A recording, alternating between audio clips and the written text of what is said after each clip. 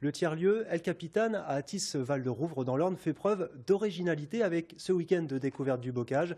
Le but, permettre à des étudiants en médecine et personnels de santé de pouvoir échanger avec des médecins de campagne en exercice. Pauline Coiffard, Elodie do Nascimento Gonçalves. Sodi est en 2e année de médecine à Paris.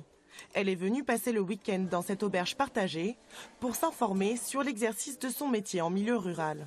Rien qu'autour, on voit qu'il y a vraiment une communauté et je trouve qu'il n'y a pas ce lien si fort qui se tisse dans des hôpitaux comme Paris où c'est tout le temps la productivité d'abord, on n'a pas le temps de se poser, on n'a pas le temps de discuter, c'est 5 minutes avec le patient, etc. Comme Sodi, ils sont une trentaine de personnes présentes pour la journée dans ce lieu autogéré. Objectif, attirer de nouvelles recrues dans l'Orne, car ici, 13 000 patients n'ont pas de médecin référent. On dit déserts médicaux. Va peut-être falloir qu'on arrête de dire désert médical si on veut qu'il y ait des gens qui viennent y vivre. Donc il y a toutes ces questions-là à soulever, à discuter et du lien à refaire entre les gens en fait, pour montrer que en fait, c'est génial et il y a des gens qui se plaisent à exercer en campagne.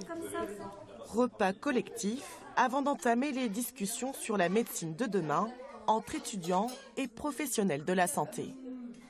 Et on enchaînera sur une discussion sur l'évolution de la pratique de la santé sur nos territoires.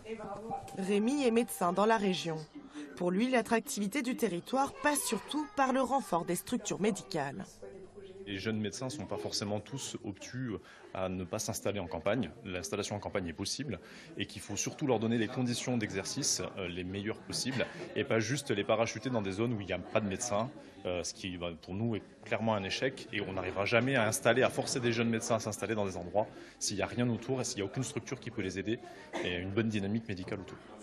Assurer la relève est désormais un enjeu crucial dans l'Orne. Ici, la moitié des médecins généralistes a plus de 60 ans.